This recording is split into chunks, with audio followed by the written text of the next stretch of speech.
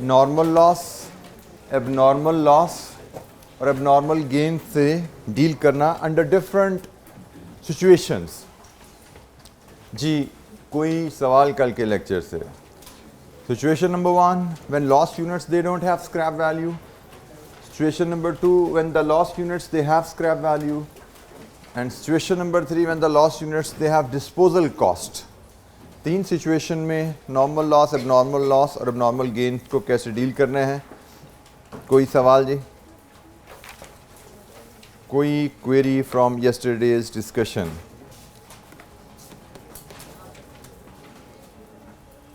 अच्छा जी, process costing के डिफरेंट जो फीचर्स हैं उनसे डील करना सीख रहे हैं। नेक्स्ट एस्पेक्ट जो प्रोसेस कॉस्टिंग में जिससे हमें डील करना सीखना है, that when there is closing work in process. Closing work in process से मराद not all the input has been converted into finished goods. अभी तक हमने जितने सिनेरियोज देखे, आपकी जितनी इनपुट थी वो फिनिश गुड्स में, कुछ लॉस हो जाता था, बाकी फिनिश गुड्स में कन्वर्ट हो जाती थी। वहाँ पे हमने सीख लिया नॉर्मल लॉस की वैल्यू कैसे लगानी है, अब नॉर्मल लॉस की वैल्यू कैसे लगानी है, फिनिश गुड्स की वैल्यू कैसे लगानी है, उधर हमारी बात होगी। अब सिचुएशन यह है कि बाज़ ज़कात आपने जो इनपुट फीड की डेबिट साइड पर, अगर मैं क्वांटिटी सिर्फ यहाँ पे लगाऊं तो आपकी क्वांटिटी जो इनपुट है वो से 10,000 यूनिट्स हैं, आपकी फिनिश गुड्स से 8,000 यूनिट्स हैं, नॉर्मल लॉस से आपका 1,500 यूनिट्स हैं और वर्क इन प्रोसेस है 500 units. Let's assume there is no abnormal activity. तो ये आपका 10,000 यूनिट्स का अगर ऐसे हिसाब बन रहा है तो we are talking about this situation कि अगर आपकी जो इनपुट है उसमें से नॉर्मल लॉस फिनिश गुड्स को डील करना हमने सीख लिया हुआ है। अगर वर्क इन प्रोसेस भी आ जाए जो कि कैरी डाउन होता है नेक्स्ट पीरियड, यहाँ पे ब्राउट डाउन होना होता है इन 500 यूनिट्स से जिन्होंने अगले पीरियड में कंप्लीट होना होता है, तो उस केस में क्या एडिशनल इम्प्लीकेशंस हैं, क्या एडिशनल कंसिडरेशंस हैं जो हमें यहाँ पे देखनी है। सबसे पहली चीज़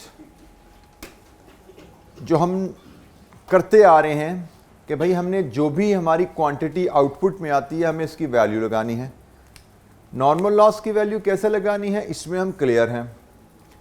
फिनिश गुड्स की वैल्यू हम लेते थे बेसिक सिंपल केस में अगर देखें तो cost per unit was input cost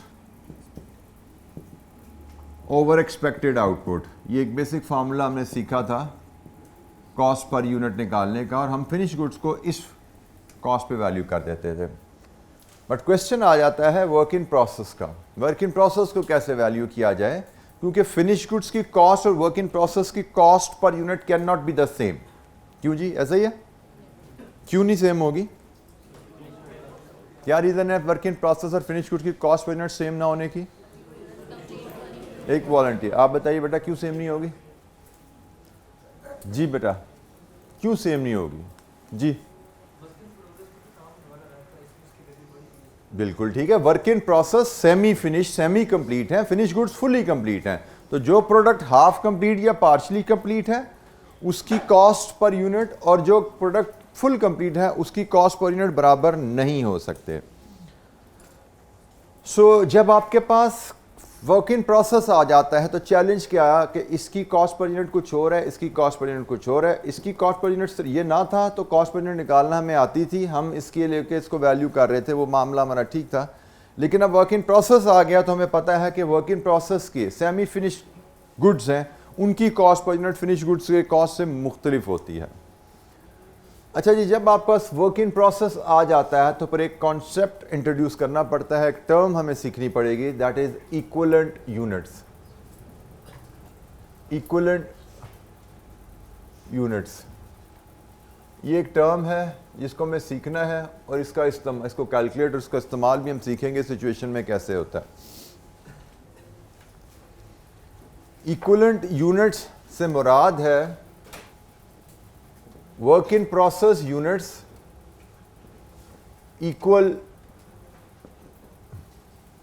equal to full units. Work in process units equal to full units, कितने फुल यूनिट्स के बराबर है? इसका मामला बड़ा सिंपल सा है कि अगर आपके पास वर्क इन प्रोसेस में 500 यूनिट्स हैं जो कि 60% कंप्लीट हैं, तो इक्वलेंट यूनिट्स की जो कैलकुलेशन है वो कहती है 500 यूनिट 60% कंप्लीट का मतलब 500 इंटू 60, 300 इक्वलेंट यूनिट्स। कॉन्सेप्ट यहां पे क्या है कि 500 यूनिट्स पे आपने 60% काम किया है, तो 500 यूनिट पे 60% काम करने में उतनी ही कॉस्ट लगती है जितनी 300 फुल यूनिट्स पे कॉस्ट लगती है। सो इक्वलेंट यूनिट्स से मुराद इक्वल टू फुल यूनिट्स। तो इक्वलेंट यूनिट्स टू हम जनरली जो पार्शली कंप्लीट यूनिट्स होते हैं उनके हम इक्वलेंट यूनिट्स एस्टिमेट करते हैं, और एस्टिमेट करने का तरीका बड़ा सिंपल है, quantity into percentage of completion, this gives you equivalent units. तो हम कह सकते हैं कि 500 जो वर्क इन प्रोसेस के हमारे यूनिट्स हैं जो 60% कंप्लीट हैं, उन पे 300 फुल यूनिट्स के बराबर कॉस्ट लगी है। 300 फुल यूनिट्स के बराबर कॉस्ट लगी है।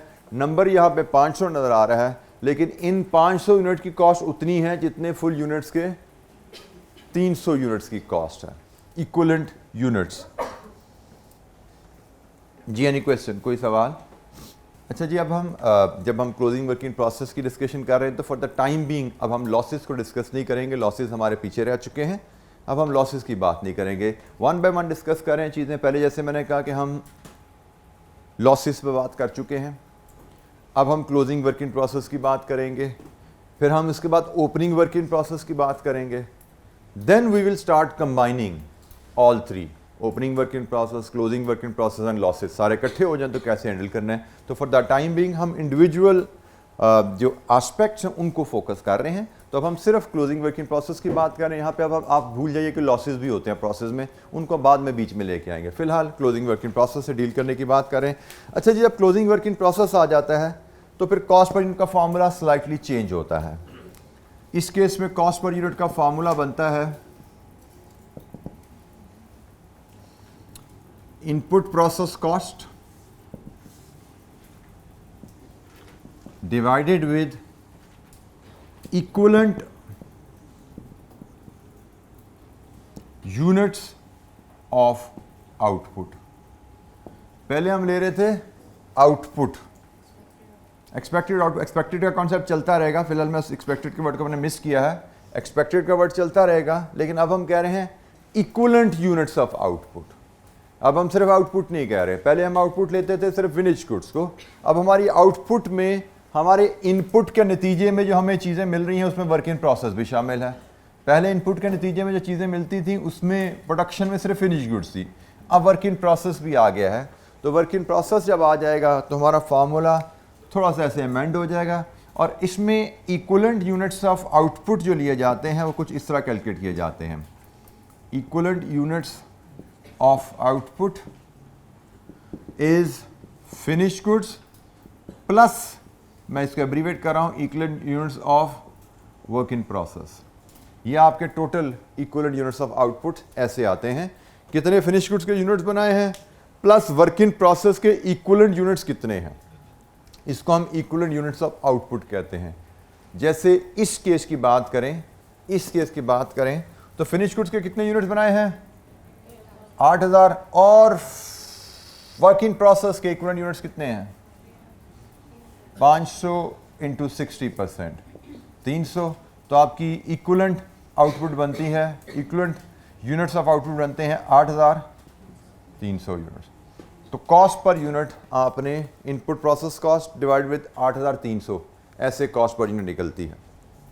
लेट्स अज्यूम हमारी कॉस्ट पर यूनिट, मैं जैसे अज्यूम कर रहा हूँ, हमारी कॉस्ट पर यूनिट आई ₹20। ठीक है जी, हमारी कॉस्ट पर यूनिट 20 आई।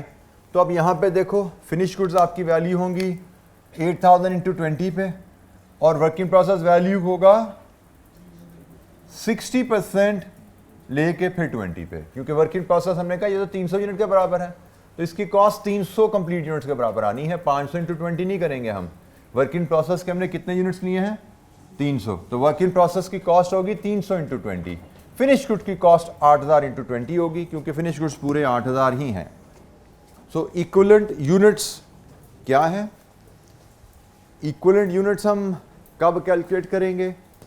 इक्विवेलेंट यूनिट्स के आने से कॉस्ट पर यूनिट का फार्मूला कैसे अमेंड होता है, और इस फार्मूले में जो इक्विवेलेंट यूनिट्स ऑफ आउटपुट लिए जाते हैं उससे क्या मुराद है? जी any question? Work in process की इम्प्लीकेशन कि हमारे कुछ यूनिट्स फुली कंप्लीट हैं, कुछ यूनिट्स पार्शली कंप्लीट हैं। Cost can not be the same for full units and partially complete units. इस मसले को हल करने के लिए हम इक्विवेलेंट यूनिट्स का कॉन्सेप्ट लाते हैं।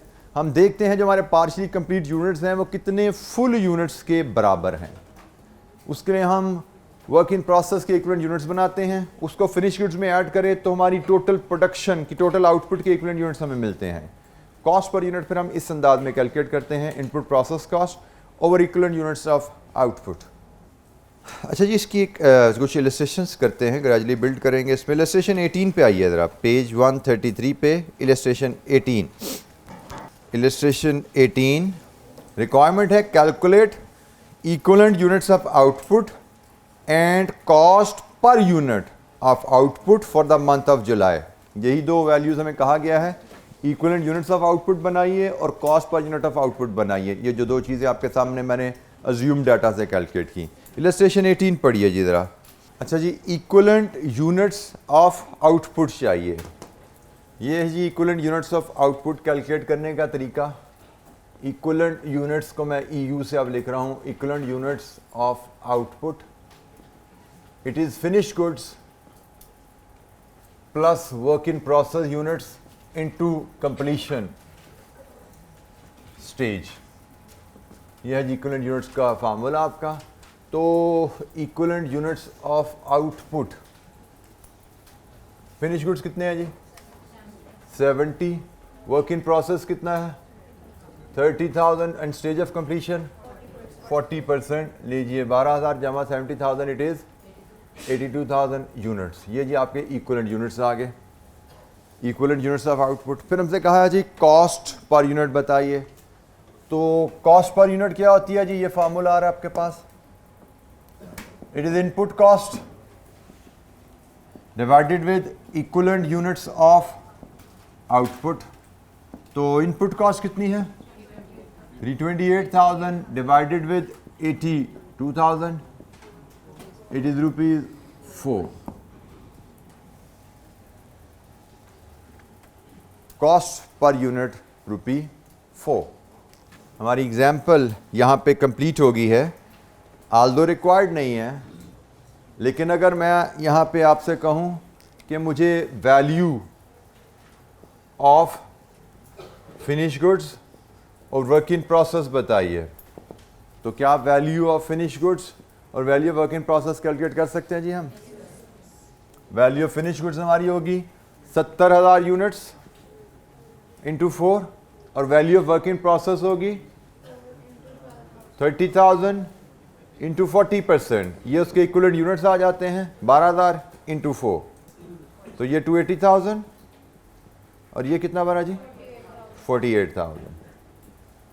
328,000 जो हमारा इनपुट कॉस्ट है उसका ब्रेकअप बन गया। इनपुट कॉस्ट 3,68,000 डाली थी, उसमें से 280 फिनिश गुड्स को जाएगा और 48,000 आपका वर्क इन प्रोसेस में है। तो ये आपका प्रोसेस अकाउंट के डेबिट क्रेडिट की वैल्यूज़ हैं। डेबिट साइड पे इनपुट कॉस्ट आती है 3,28,000, क्रेडिट साइड पे फिनिश गुड्स की कॉस्ट आएगी 2,80,000, क्रेडिट साइड पे वर्क इन प्रोसेस की कॉस्ट आएगी 48,000। आपका प्रोसेस अकाउंट भी कंप्लीट यहाँ से होता है। दिस वाज नॉट रिक्वायर्ड, लेकिन आगे चल के ये एक्टिविटी हमें करनी है, तो मैंने आपसे यहाँ पे भी शेयर कर ली। अच्छा ये इलस्ट्रेशन 19 पे आइए ज़रा। For process X in DEF company, the following is relevant for the latest period. Period cost, input units, output 1200 fully complete, 400 only 70%. Requirement क्या है? Calculate equivalent units of output and cost per unit. जनाब illustration 19, equivalent units of output. Finish goods कितने हैं जी? 1200 और work in process कितने हैं? कितने percent? 70%। लीजिए यहाँ से equivalent units of output 1480 units आ गए। Then we calculate cost per unit which is input cost, कितनी है जी? 880 divided with equivalent units of output, कितनी है जी? ₹6। ये हमारी 2 रिक्वायरमेंट थी, लेकिन मैं इसको थोड़ा सा मज़ीद एक्सटेंड करता हूँ। मैं यहाँ पे कहता हूँ कि लेट्स प्रिपेयर प्रोसेस अकाउंट। हम प्रोसेस अकाउंट भी बना लेते हैं यहाँ पे। ज़रा आगे चल के ये प्रैक्टिस हमें आनी है, तो यहीं से शुरू कर लेते हैं ज़रा सा कि प्रोसेस अकाउंट हमारा कैसे दिखेगा। इस केस में प्रोसेस अकाउंट बनाने के स्टेप्स वही रहेंगे जो हमने पहले सीखे हैं। डेबिट साइड पे इनपुट कॉस्ट, तो यहाँ पे इनपुट की हेडिंग में ही हम कॉस्ट लिख देते हैं 8880, और डेबिट साइड पे input quantity 1600। This is the starting point. Debit side पे इनपुट कॉस्ट फीड कीजिए, डेबिट साइड पे इनपुट क्वांटिटीज फीड कीजिए। प्रोसेस अकाउंट बनाना हो तो यहाँ से बात शुरू होती है। इक्विवेलेंट यूनिट्स और कॉस्ट पर यूनिट जो इस इलस्ट्रेशन की रिक्वायरमेंट थी वो हमने कर दी है। अब ये मैं थोड़ा सा आगे मजीद एलैबोरेट कर रहा हूँ इस काम को, जो आगे चल के हमें ज़रूरत पड़नी है। नेक्स्ट स्टेप होता है जी, आप आउटपुट की क्वांटिटीज़ क्रेडिट साइड पे लाइए। इस केस में चूँकि लॉस नहीं है तो हम सिर्फ फिनिश गुड्स लाएंगे, और साथ आउटपुट में वर्क इन प्रोसेस भी उसने बताया हुआ है हमें। फिनिश गुड्स 1200 है, आउटपुट वर्क इन प्रोसेस 400 है, तो ये 1600 से आपकी प्रोसेस अकाउंट की क्वांटिटीज़ टैली हो गई। अब आ जाइए वैल्यूएशन पे, तो फिनिश गुड की वैल्यू आपकी होगी जी 1200 यूनिट्स एट 6 7200, और वर्क इन प्रोसेस की वैल्यू आपकी होगी 400 का 70%। यह आपके फुल यूनिट्स है। वर्क इन प्रोसेस आपका 280 फुल यूनिट्स के बराबर है, और 280 यूनिट्स की cost is 1680। This should tally your account.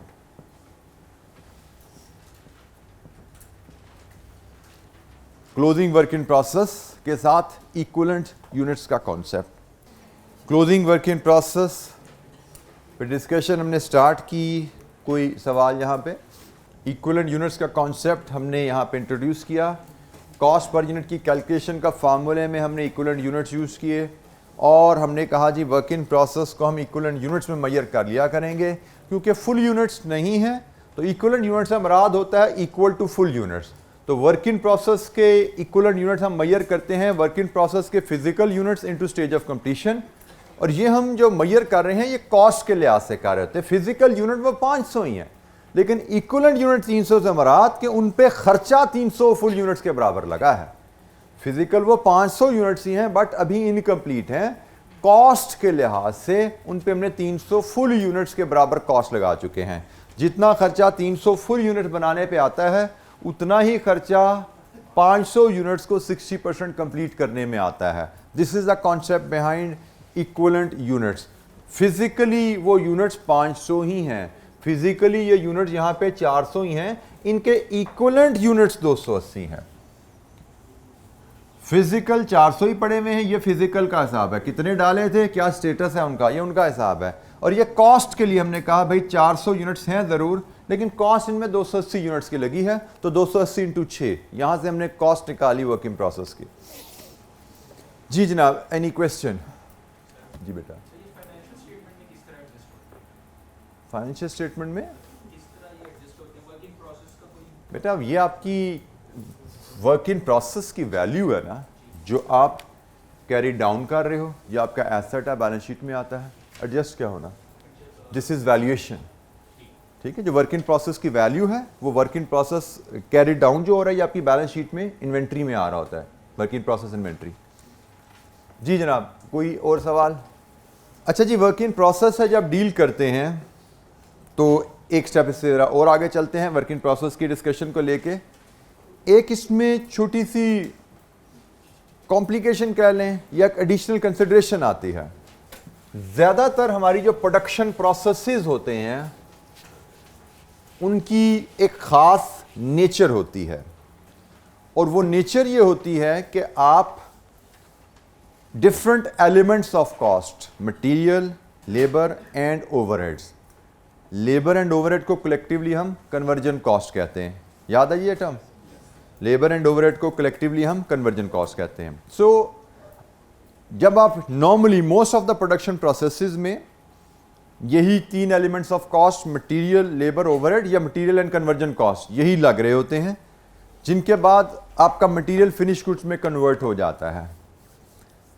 जो कॉमन फीचर होता है most of the production processes में, जैसे यही फर्नीचर, इसी वर्कशॉप की मिसाल ले लें जिसमें डाइस बन रहा है। वर्क इन प्रोसेस अकाउंट हमारा ओपन होगा, सपोज ये 50 डाइसेस का ऑर्डर आया, वर्क इन प्रोसेस का अकाउंट खुल गया। सबसे पहले इसकी प्रोडक्शन शुरू होनी है। वर्क इन प्रोसेस में कौन सी कॉस्ट ऐड होगी, कौन सी कॉस्ट डेबिट होगी? If you are the man in charge of the production, आपको कहा जी ये 50 टेबल बनवा दो, now you have to proceed. सबसे पहले आप क्या चाहोगे? मटेरियल।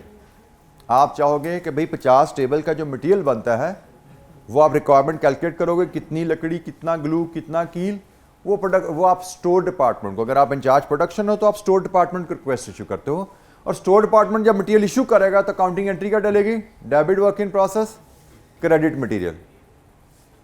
बट बात जो नोट करने की है कि सारे का सारा मटेरियल शुरू में आ गया, बट क्या सारी लेबर शुरू में इकट्ठी लग जाती है? ऐसा नहीं होता।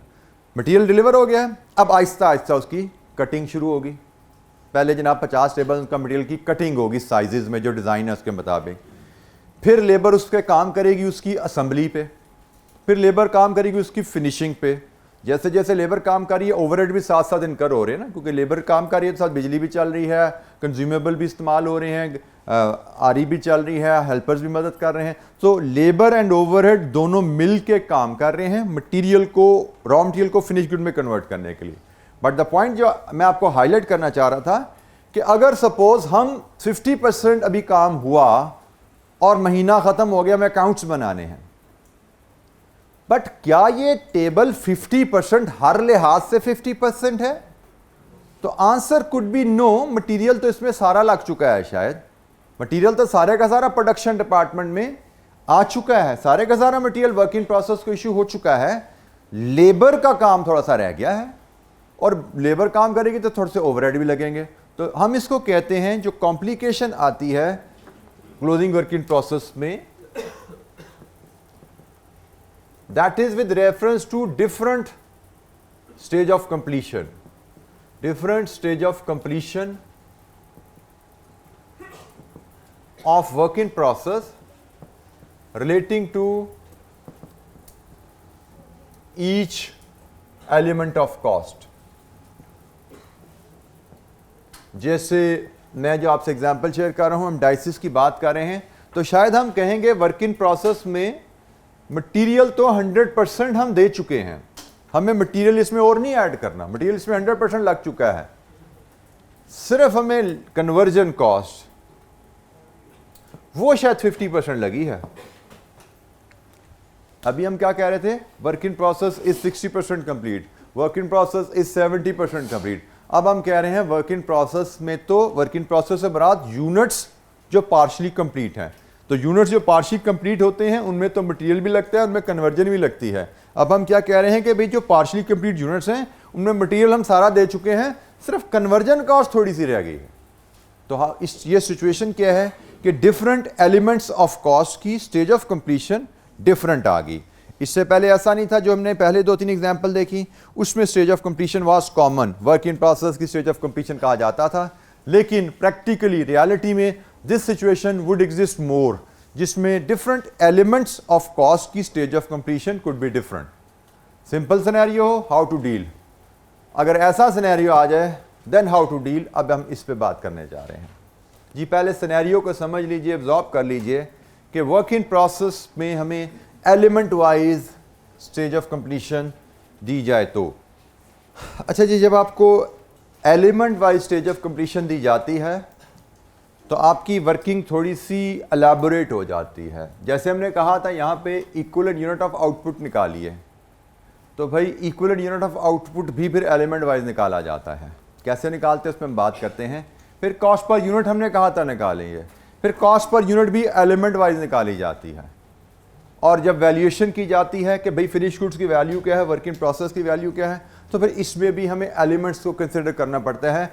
एलिमेंट से मुराद क्या है, एलिमेंट वाइज कॉस्ट से क्या मुराद है कि हमारी मटेरियल कॉस्ट पर यूनिट क्या है, हमारी कन्वर्जन कॉस्ट पर यूनिट क्या है। उधर हम बात करते थे कॉस्ट पर यूनिट, जिसमें मटेरियल और लेबर और ओवरहेड सारे इकट्ठे थे।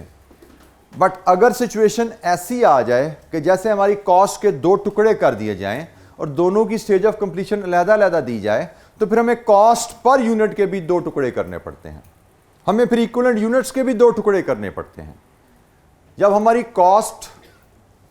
हमारी स्टेज ऑफ कंप्लीशन के वर्क इन प्रोसेस के दो टुकड़े नहीं हुए, तो हमने इक्विवेलेंट यूनिट्स भी एक बनाया, कॉस्ट पर यूनिट भी एक बनाई।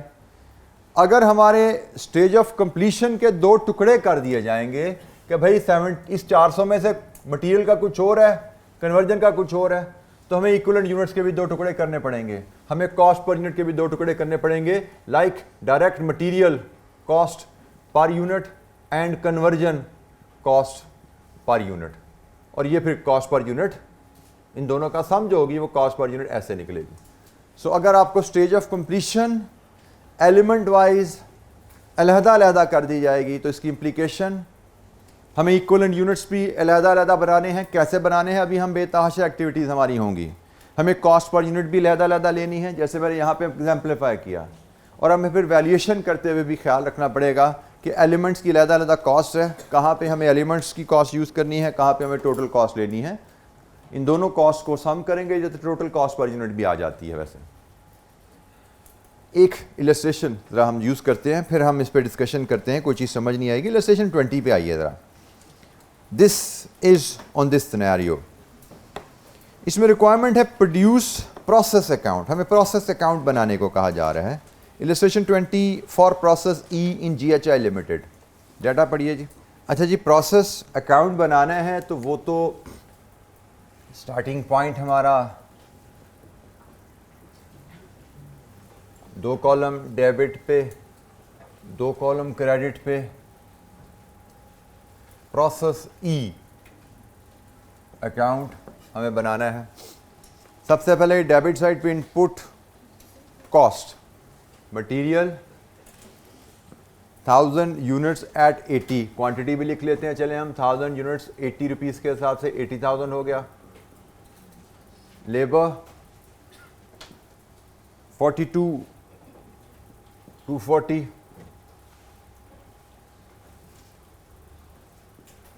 देन FH एब्जॉर्ब्ड, उसने कहा जी 150% ऑफ लेबर इंटू 1.5,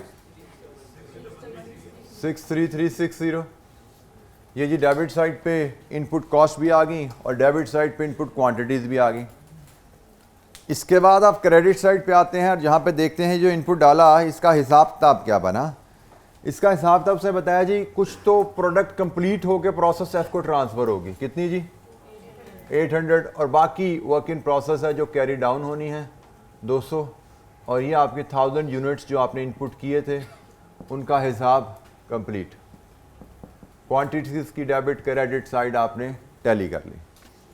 अच्छा जी, अब हमें कॉस्ट पर यूनिट चाहिए, और कॉस्ट पर यूनिट को लेके हम इनको वैल्यू कर पाएंगे। प्रोसेस एफ को जो ट्रांसफ़र हुआ, जो हमारी फिनिश प्रोडक्ट है, कंप्लीट प्रोडक्ट है, और जो पार्शियली कंप्लीट प्रोडक्ट है, इनको वैल्यू कर पाएंगे। कॉस्ट पर यूनिट पे जाना चाहते हैं तो उसके लिए हमें इक्विवेलेंट यूनिट चाहिए, क्योंकि वर्क इन प्रोसेस आ रहा है। इक्विवेलेंट यूनिट्स पे जाना चाहते हैं तो स्टेज ऑफ कंप्लीशन को देखा जाएगा, और हमें पता लगता है कि स्टेज ऑफ कंप्लीशन कितनी है जी 2। वर्क इन प्रोसेस की स्टेज ऑफ कंप्लीशन आपको 2 दी गई हैं। एक मटेरियल की कि जी इसमें मटेरियल 100% डाला हुआ है, दूसरी कन्वर्जन की, कितनी कन्वर्जन